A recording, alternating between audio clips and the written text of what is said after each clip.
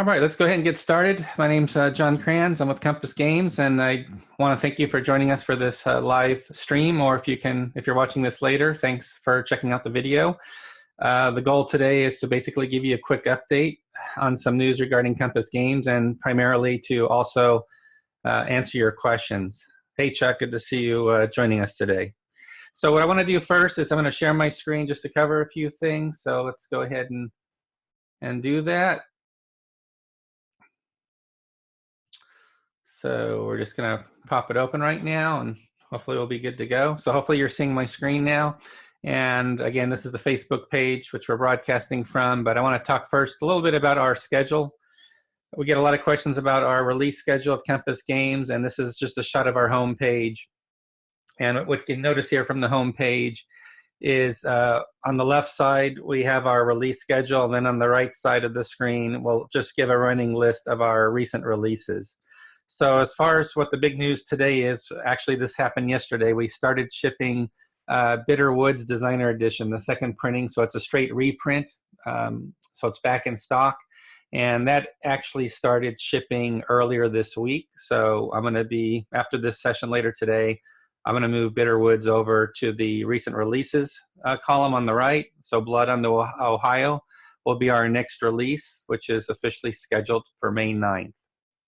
And there was a question also that was asked about reprints. Do you have a set schedule for reprints? That was from Roberto Cady. So Roberto, we don't have, as you can see from this schedule here that I'm showing, we don't have a set schedule just in terms of the reprints that are back in stock from Compass Games. So that's something we'll need to address. As far as what you see upcoming on the left side for upcoming titles, obviously Bitter Woods is a reprint, which is back in stock now, and that's the only one on the schedule through end of June. So I'll dig in, I'll find out about what reprints we have coming up next, because that's a really good point. We should have a schedule on that. Hey Eric, thanks for joining today. Appreciate having you here. We'll talk about Third World War series. Hey Ken, good to see you, Ken. So that's a little bit about the schedule. If you have any questions, let me know. You can post your comments in the Facebook live stream since you're on now, and I can answer your questions. Otherwise, I'm going to go through the list of questions that I have here. So another question, which I don't have an answer for yet, Patrick Crowley was asking, is there a set estimated ship date for Blue Water Navy?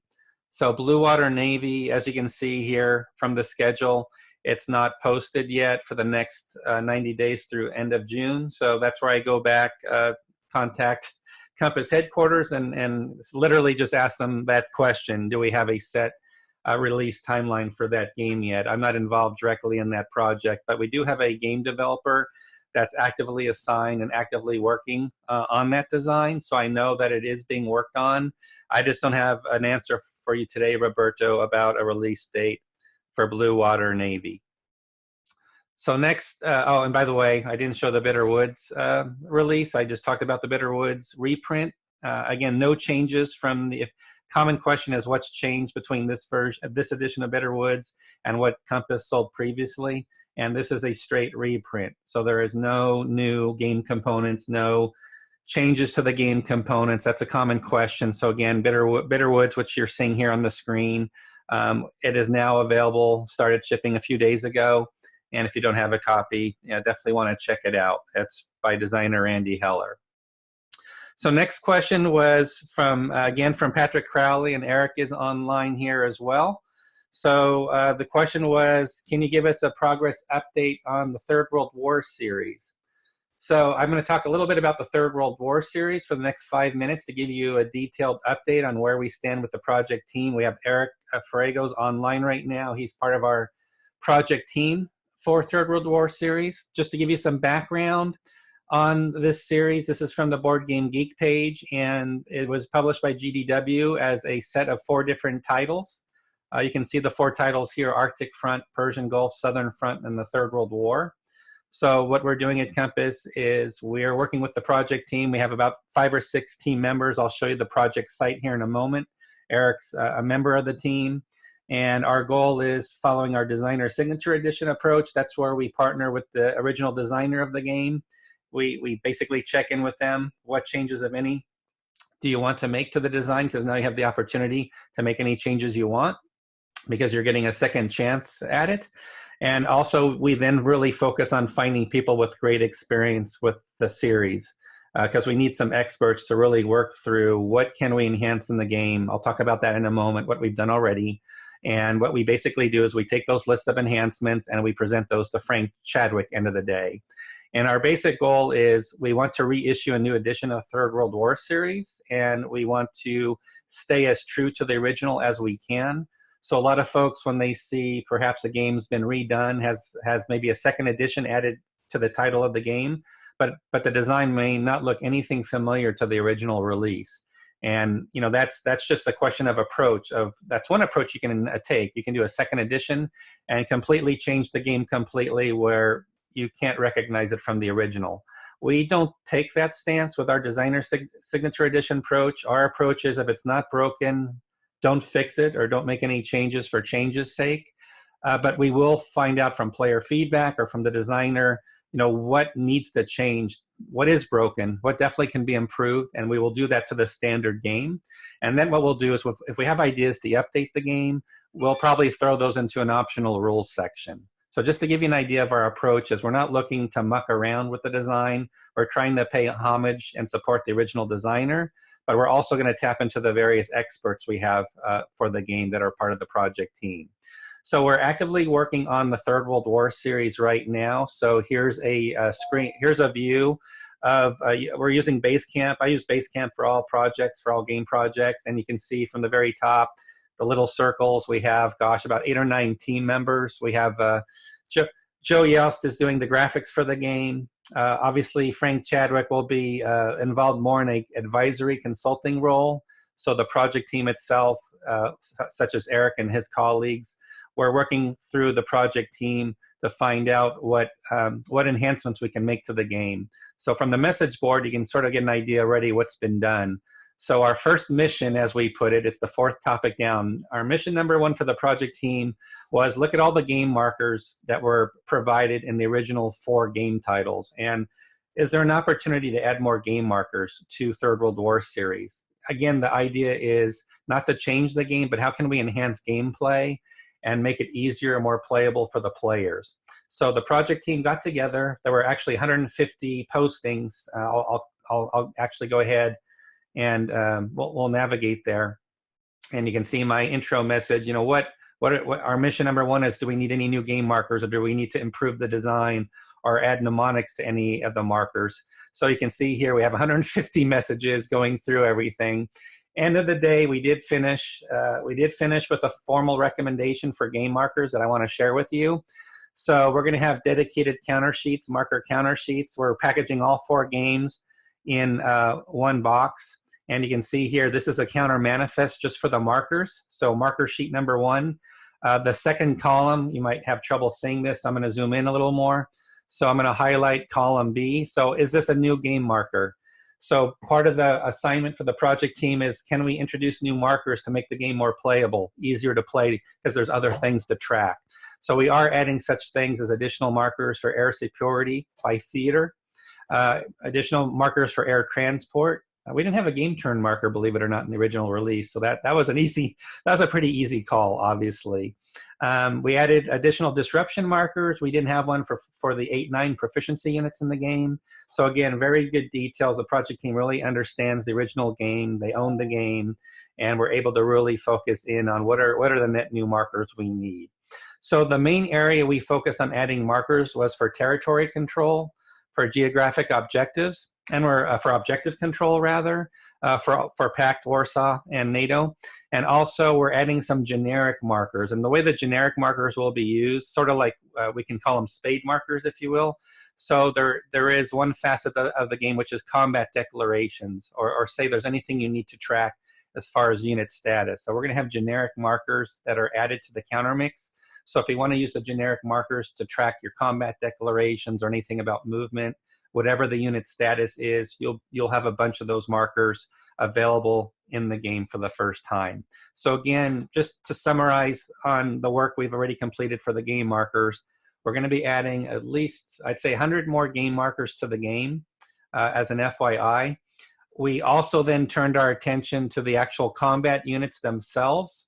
So that was our next big objectives, was now that the game markers are done, what can we do as far as the actual enhancing the combat units? So the mission here about enhancing the combat units is how the combat units are presented graphically. So one change we're making to the game, first of all, is the original game was half-inch counters. We're moving that up. We're stepping it up to 9/16-inch counters. So that gives us a little extra real estate on the counters to add mnemonics, change the styling of the counters, etc. What we're also doing is, and this is important, we're not changing the size of the game maps. We're talking about 4 games that are going to come together.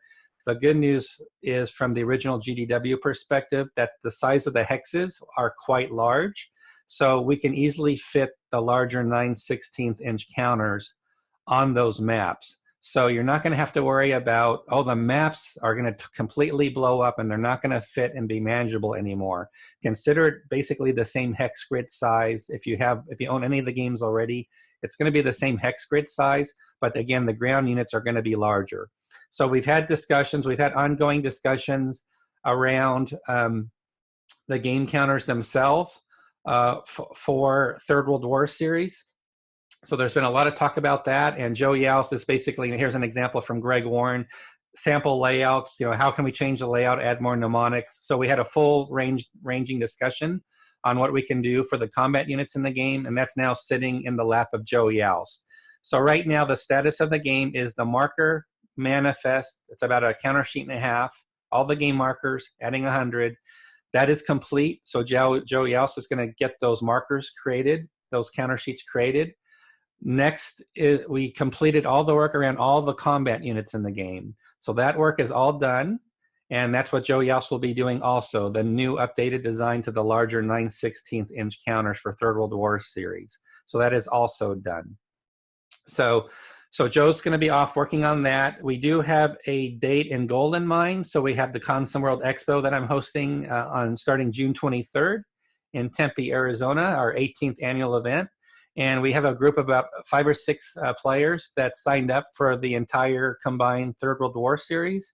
And our goal through Joe Yaus is to have all the counters and all the maps completed in time for the expo, so we can get some valuable feedback from the players on how are these new components shaping up. So I do want to, before I close on Third World War series, I want to talk a little bit about the game maps.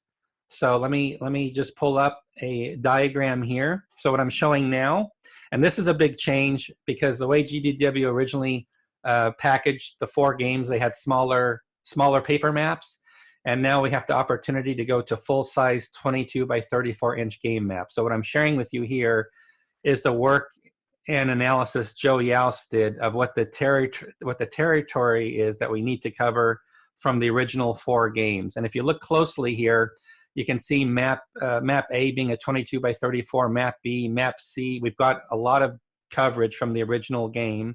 Then there's a small strip for the Persian Gulf, which is E and F. But the main thing we're focusing in on now is that section D in the middle. And section D, as you can see here, it's an area that has never been covered in the original GDW game.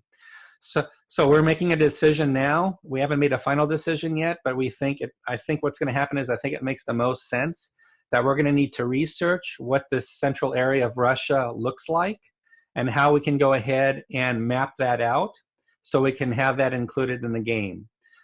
We think it will be a minimal impact on playtesting because, again, the original game really didn't have anything going on at all because that area didn't exist. So maybe it has something to do with reinforcement entries and how those reinforcements will come into play, which is more or less on map section B, which we'll have.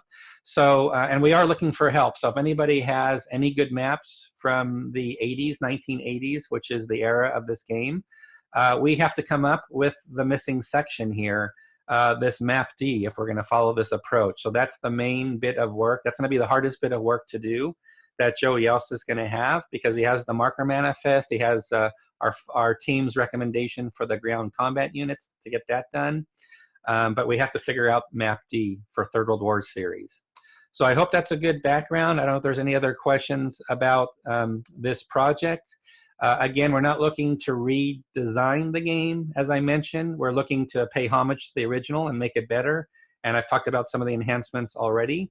We want to get this game nailed down first. We want to use this as our foundation or our base. And then we'll have the option of, do we want to do an updated version, updated order of battle, adding new scenarios, where we really have to do a lot of play testing and a lot of research work. So we want to get this game out first to pay homage to the original and enhance it, but then we have an option to update it with a future module. And speaking of modules, as Eric's asked me here, yes, when we take something, and I'll talk about this later because we're also looking at the Tank Leader series, which was from West End Games. When we take something and have a chance to redo it and to breathe some new life into a series, we want to treat it as a living, breathing new series. So the good news is a lot of that work's already been done. So Eric's part of a team. They've been working on a project. I believe it's called Manchurian Front, I want to say, Eric. So correct me if that's the wrong working title, but there is a Third World War series effort already underway. It's online. It's covering the Manchurian Front. So that's an example of something that we want to support. Thanks, Eric, for confirming. So the idea is once we get Third World War series out, we can update the order of battles. We can add additional scenarios. We can add a lot of optional rules, but that's going to come later because that will take a lot of play testing. And let's call it 1 year of effort, just to put it out there, that's going to take a lot of time. So let's at least get the base game down first. Sorry about the phone in the background, so can't do anything about that, but I'll talk over it. But we do have Manchurian Front, which is something we're looking forward to working on to help expand the series. And we'll look at what other modules are available that we can also consider. So again, this era is a very hot topic. We have the new 1985 release that came out recently out of Italy that's now sold out. So there's a lot of attention on this NATO era series of games. So we're very excited to be working with the project team on that. So I hope that answers your questions. If you have any other questions about the Third World War series, please let me know. Otherwise, I'm going to move on to the next question that we have. So another question we had is around Battle Hymn. So Battle Hymn's probably been one of the games that's been talked about, I would say probably talked about the most in the last 90 days as far as a game release from Compass Games. It's done extremely well. I think what helps is it's a new design, but it also has its roots in Across 5 Aprils, which Eric Lee Smith was also the designer of. So we have a veteran game designer who did an extremely successful title in Across 5 Aprils. And Battle Hymn is an updated or a new game system. So it is a new look, a new play on the game, not just a straight reprint, but it is brand new approach, especially around combat, command control. And as you can see here, the Volume 1 release was Gettysburg and Pea Ridge. So I've done several things to, just this morning, just to give you an update on what's going on with Battle Hymn. The first thing I did was on this product page on the Compass site. If you scroll down near the bottom, you'll notice I added 2 unboxing videos. So this top video was actually released earlier this week out of the UK. So it was a wonderful job done. So I really invite you to check out both these unboxing videos to learn more about the game. It's really taken off. I think we're going to be selling out pretty soon because it's done so well, and there's been a lot of coverage. And so speaking of a lot of coverage on the game, I've also updated what's called the rules, errata, and download section. So again, back on the product page, there's this third tab to the right. I'm going to click on it, and I've updated this section this morning. So there was just this one addition was added recently by Eric Lee Smith. So the errata has been updated. I've got the full rule booklet online, the base rules. We've got our typical online resources. I was actually there before, but the new section I've added this morning is there's been quite a bit of online coverage about the game already, including interviews with Eric Lee Smith. So I've added 6 online references so you can see the unboxing videos or replays or interviews with Eric Lee Smith. What I'm going to be doing next with Eric is I'm going to be doing a designer interview with Eric, and we're going to really focus on volume number 2 of Battle Hymn. And that's one of the questions somebody had about Battle Hymn was, it was from Patrick Crowley. Patrick asked, what's coming from Battle Hymn? I love the series. I want more. So the good news is Eric is already working on volume 2. And if you think about Across 5 Aprils, Eric's taking a page out of that book. And we're going to see 2 more battles coming in from that additional release. So you're going to see 2 games. You're going to see the Battle of Bentonville and Shiloh. So Bentonville and Shiloh are being worked on now, and those are going to be the 2 battles that will be part of Volume 2 of Battle Hymn. I'll be doing that interview with Eric Lee Smith as soon as he gets the playtest map back from the artist. So we get rave reviews about the map. Everybody loves the map that was done. And again, more good news, the map artist is the same. So of course we're sticking with the same map artist because you guys love the map. And I think it's an awesome map as well. So Eric told me he's just waiting for the map to come in. He wants to be able to show it off because we're going to do a live video and we'll actually show the map. And it's just better visual presentation. So we will have a designer interview with Eric Lee Smith. I'm hoping that will happen in the next 2 weeks. So I'm looking at the board here. If you have any questions on the live session, on the live feed, let me know. So far, we've talked about the release schedule, reprints, Bitterwood's now shipping. We've talked about quite in detail about the Third World War series project that's in progress. We've talked now about Battle Hymn. So I want to turn to the next question. And the next question is around the approach that we're taking around reissuing older game releases or redoing these older games that have been published before.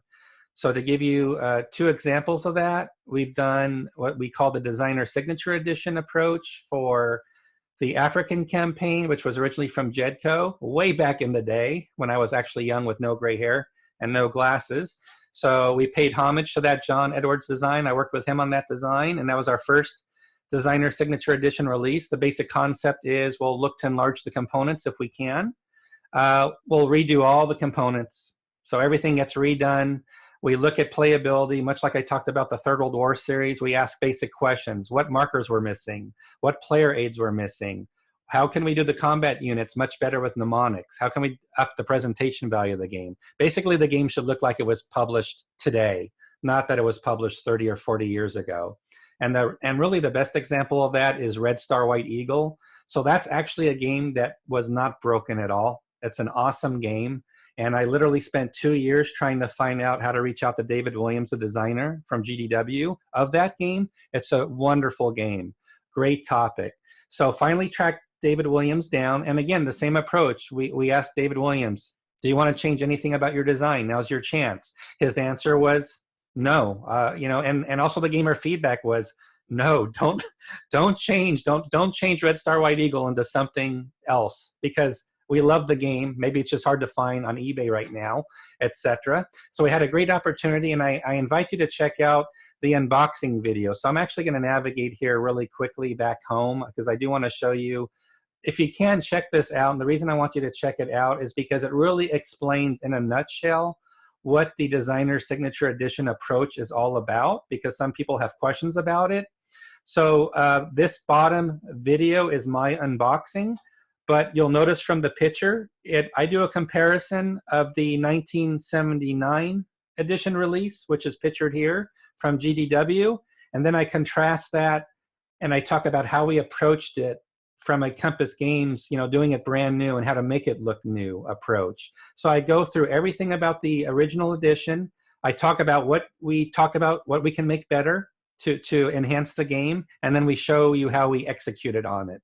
And we actually had a lot of good lessons learned from the African Campaign project. So I actually introduced a lot of new rigor into the project management process of how we proof everything. So Red Star White Eagle is literally almost a no errata game. We had 5 or 6 project team members. They did a phenomenal job. We added rigor to the system on how we did all the proofing on top of it. And of course, we worked in all the game errata from the GDW release. Plus, we actually found additional errata that was never reported before. So that's how deep we go with these. When we look at an old game, we really go very deep. It's not an easy process because we really need to pull in experts on the game. We don't want to screw up. We don't want to miss anything. And I think Red Star White Eagle was an absolute home run as far as how we did that.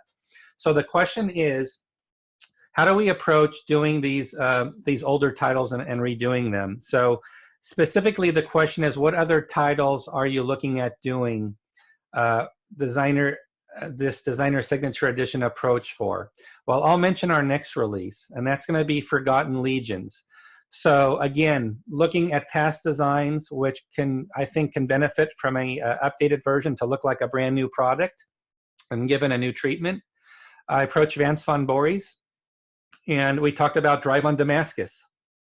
And we only talked about Drive on Damascus because I think that's a great classic war game. It was published in Wargamer magazine way back when. It was an interesting design at the time. It had a map sheet that had dots on it and no hexes.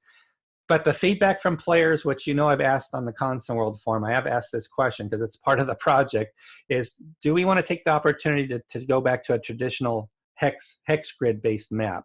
The overwhelming feedback was, as cool as the map was, as cool and as different as that map was, yes, please, let's do a traditional hex grid version of the game. So now we have Drive on Damascus using a hex grid. Also, this is somewhat of a departure from the first two Designer Signature Edition releases. It's also a departure from the Third World War series that we're working on. And that is when we approach Vance, we asked him the same question we ask every designer.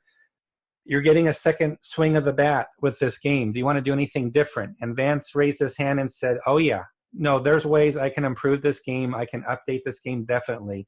So this has really changed. Not only is it Drive on Damascus, we added a second game to it as well. We added Bloody Karen. So Bloody Karen is another game, same area, same region that Vance designed, was published way back when. And we packaged both games together. What Vance also did, he made a lot of design changes, what we'll call enhancements, but it is a different game.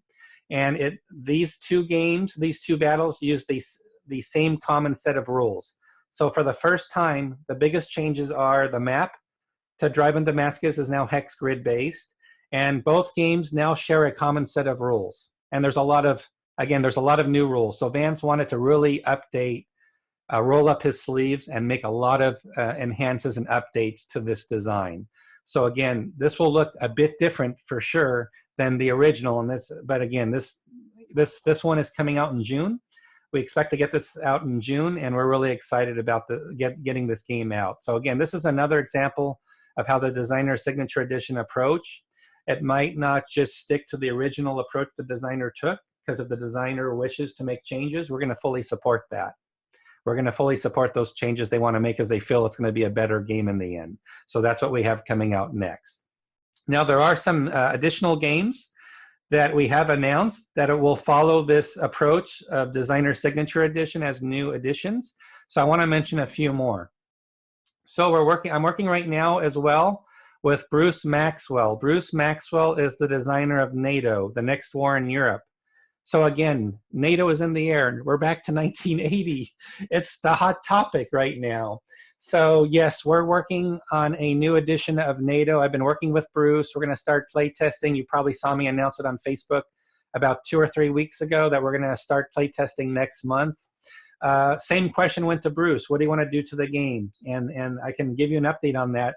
Bruce is going to make just some minor changes to the game, nothing major. It's going to stay more or less true to the original, but he is updating the order of battle. So there's going to be changes there.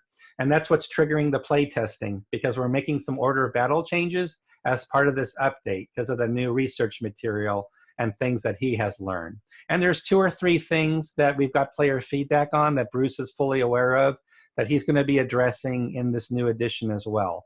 So we're looking for play testers. I have a few who have responded already, and we're going to be starting NATO playtesting in a month. So Kenneth, if you're interested, I hear you and your brother played NATO quite a bit in high school. That's something if you're interested in playtesting, or maybe you contacted me already. We're going to do both a tabletop version playtest. So if you own the original game or have access to it, You'll just have to maybe construct just a few new counters because of the updated order of battle. And we'll want to go through the changed, some of the rules changed as well to address some player feedback and some play balance issues as well. So I think we can still use the original edition of NATO that was published back in 1983, but add those changes to it.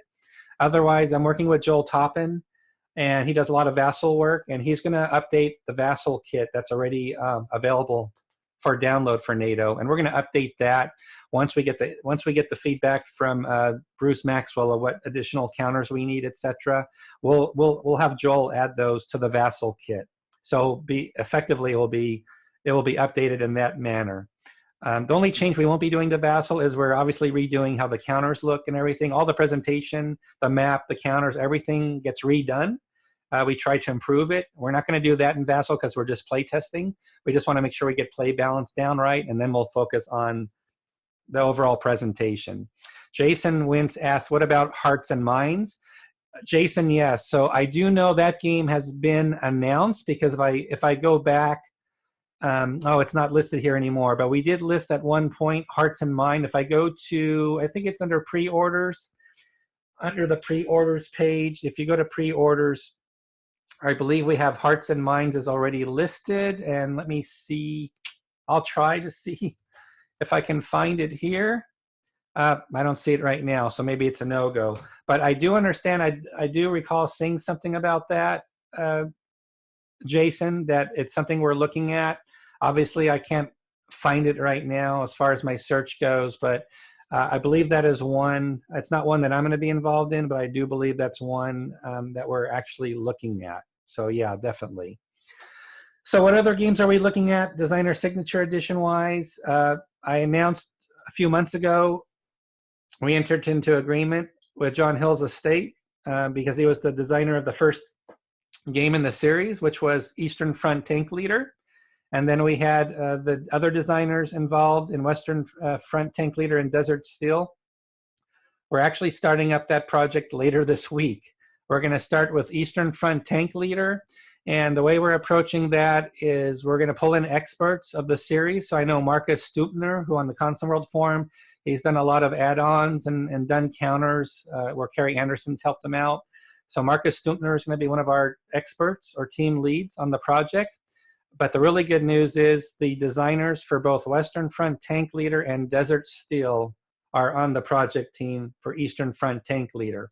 So I've already got a lot of notes from one of the designers of the series about how they feel it could be improved. And of course, we've got Marcus from a gamer player standpoint of what we think we can do to make, to really enhance the series as well.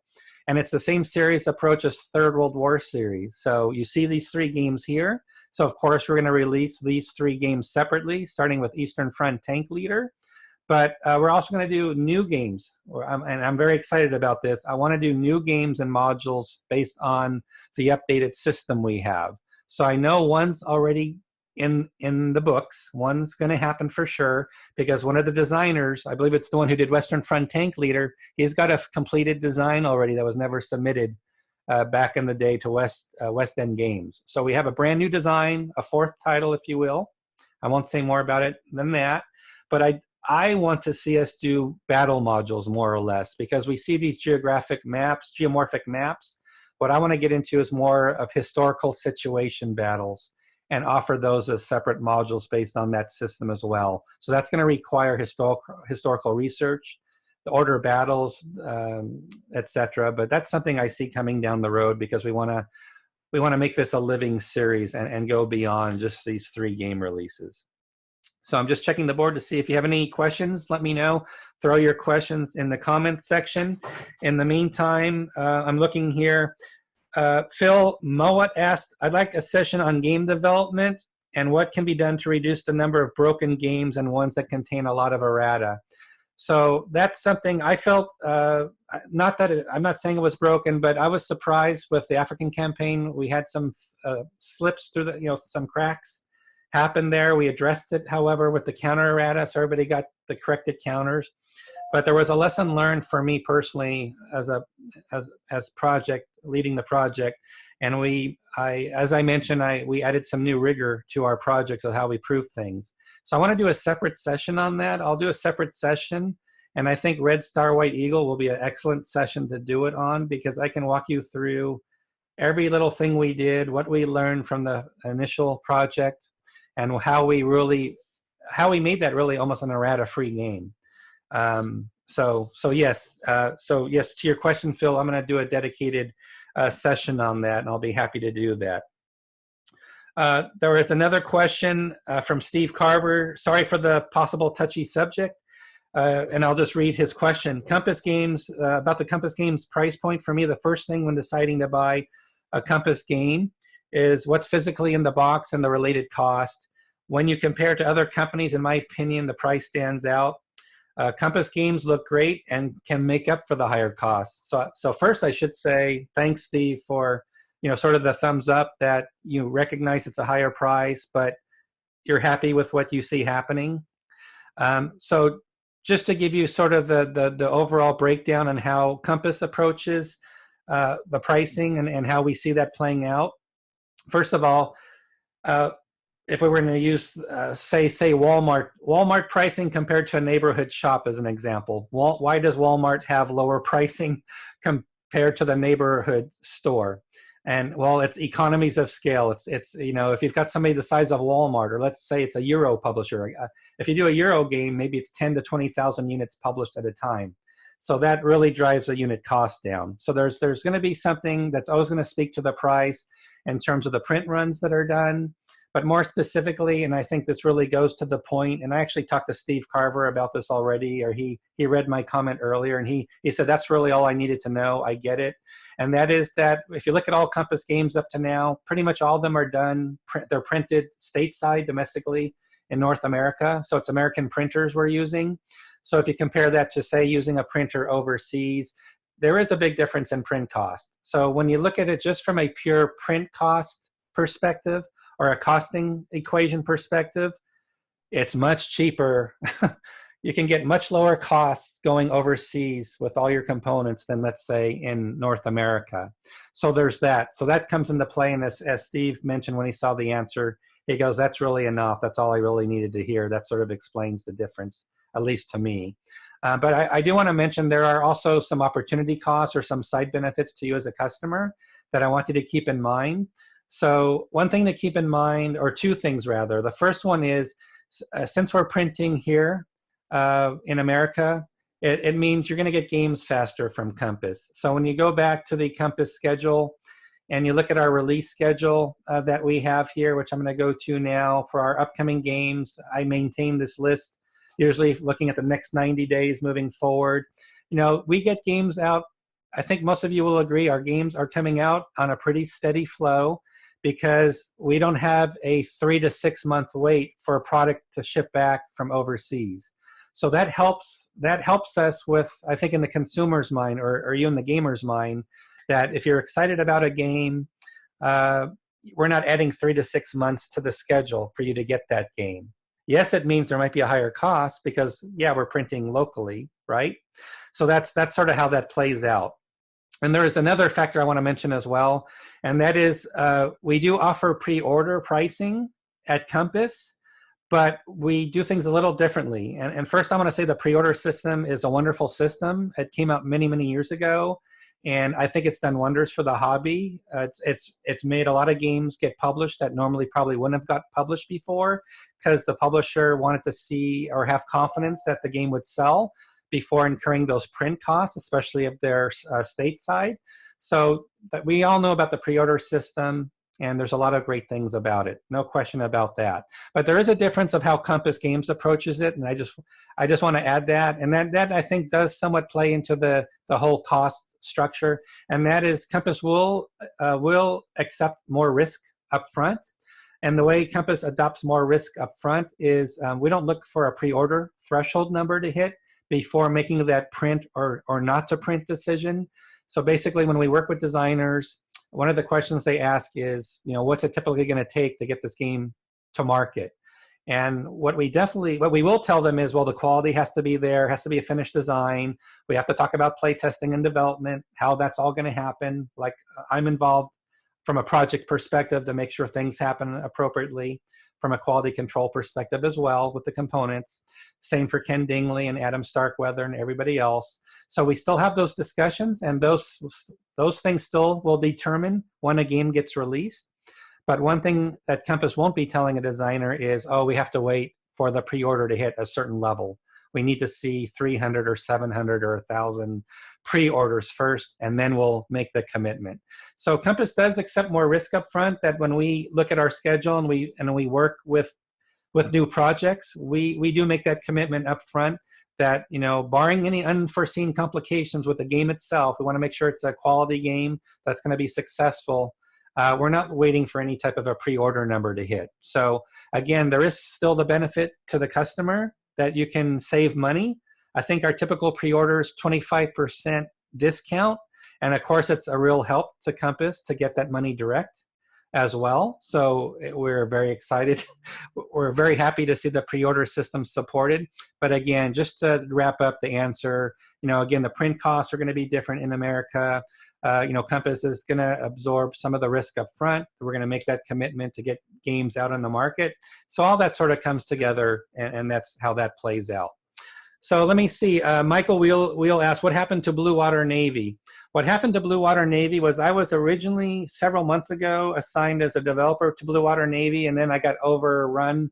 And really, my bandwidth was such I couldn't manage that project anymore. So several months ago with Stuart Tong, we have a new developer that took on that role.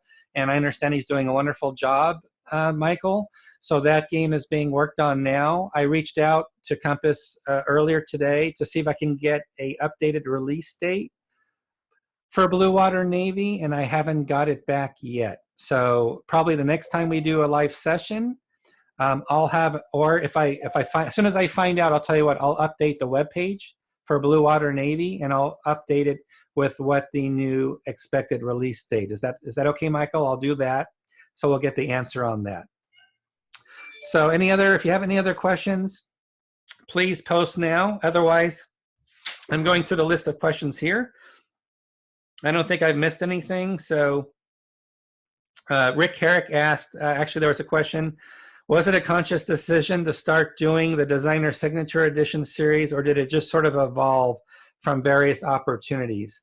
So yes, the roots of the Designer Signature Edition, which again is like Red Star White Eagle or Third World War series or NATO or East Front or the Tank Leader series, etc. And there's many more titles to come.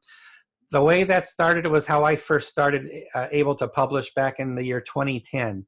I came to market suddenly, unannounced, with a new edition of Beta Fom from GDW under the Constant Press label that I had.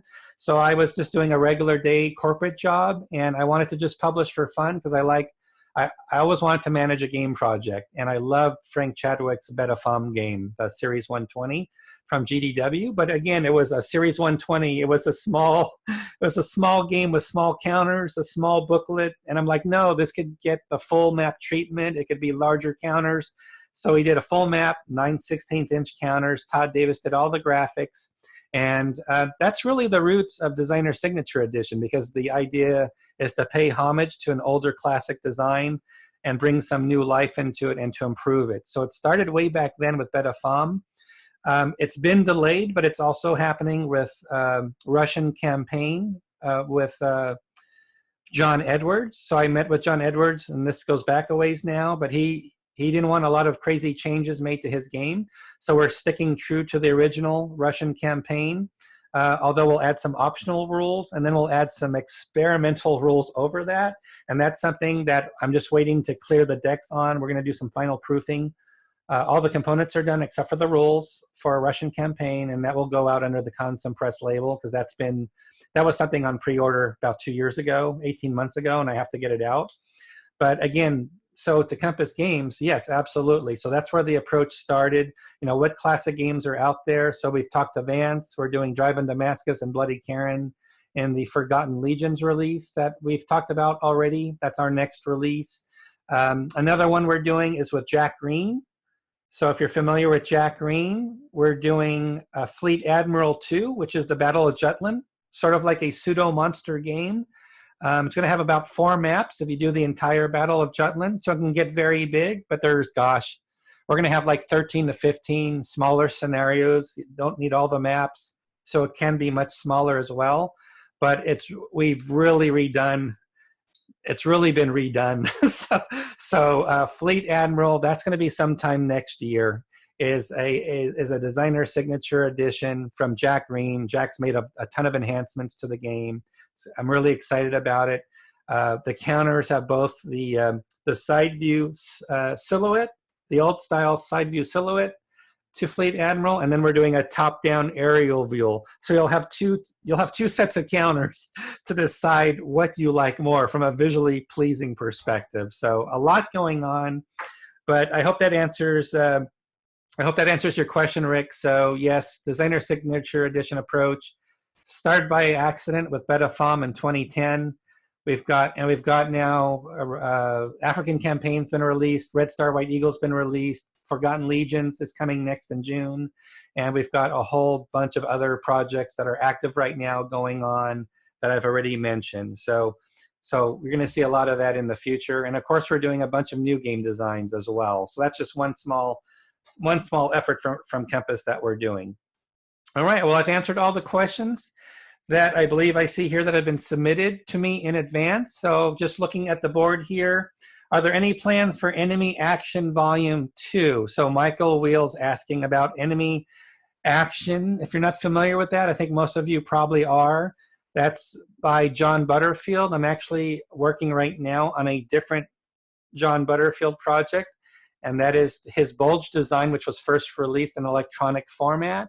It was done originally by Shenandoah Studios from Eric Lee Smith. It was available on the iPad, for example, if you remember Bulge. So I'm working with John Butterfield on a board game / Euro style mounted map, some Euro quality pieces, tokens, etc. Really, really nice presentation value. I'm working on that with John Butterfield, but that's a different project. So on Enemy Action, we've already released Bulge. And right now, John Butterfield's working on the second edition, which is Enemy Action. And if you don't know about this already, you're going to be excited because one of my favorite battles, it's Kharkov. So Enemy Action Kharkov is what John Butterfield's working on. And, I think this is a pretty significant design work, what John's going through, and it's very significant development work. So we're talking a minimum, I can't even guess, 9 months plus development effort is my guess. I just know it's a huge lift to do the development to that game series, and it's really well received. And John's an amazing designer, and he has an amazing developer that helps him as well. And that all takes time to do. So yes, Michael, there are plans for Enemy Action Kharkov, and it's in the works, but it's going to take a while. So I'll see if there's any final questions. If not, I'm going to be closing out this session, so I'll just give it a few more seconds. And again, I want to thank you for your time today. This will be available as a recorded session, and I'll be happy to do this. If something comes up, I'll be happy to do this again in the near future. I already mentioned that we plan to do a designer interview with Eric Lee Smith on Battle Hymn Volume 2, which will feature the battles of Bentonville and Shiloh. So that will be a designer interview. Love to do an interview with Gregory Smith. We've got some designs working with him that are coming up. We can do one with Vance von Boris at some point on Forgotten Legions. Let me know your ideas. What would you like to see? As you can see, I'm going based on a list of questions that were submitted online to me on Facebook, on Twitter, by email. I went through all the questions you had. So throw anything you have at me, and I'll be sure to get it addressed for you. So again, I'm going to close at this point, and I want to thank you for joining us. And I want to thank you for supporting Compass Games. I also personally want to thank you for supporting Consum World. Again, we've got our 18th annual event coming up. I do want to mention Compass Games Expo is coming up, and that's going to be our first annual event for Compass Games in November of this year. So it's going to be November 9th through the 12th at the Red Lion Hotel in Cromwell. It was that was actually formerly, it was called the Radisson Inn. So Radisson Inn is now a Red Lion Hotel property. So if you've already RSVP'd, etc., Same hotel site, same location, different name. That's all. But I hope you'll join us. We have about 50 people so far signed up for November. I look forward to greeting you there. We'll be doing a lot of play testing, of course, of Compass games. We'll have other designers from Compass there. And of course, you can play and sign up for any game from any publisher you want. It's an open expo venue, much like Console World Expo is. So again, we really encourage you to consider signing up for Compass Games Expo. It's going to be a great venue, plenty of space to attend. We've got the attendee list. It's got an indoor pool, by the way. So for November, we can actually take advantage of that. We've got the special events already scheduled. Some of them here, you can see some tournaments and play tests. And I haven't updated the attendee roster in the last few days. I think we're up to 45 or 46 attendees now. And again, it's not till November. So again, really looking forward to a great turnout for our first event. So again, looking forward to having you there. So again, want to thank you for joining us today. Looking forward to your feedback and suggestions. Hope to make this better and more interesting for you. And the way I can do that is by addressing any questions you have. Thanks, everybody. Have a great day. And we'll talk to you again soon. It was a pleasure speaking with you today. Bye-bye.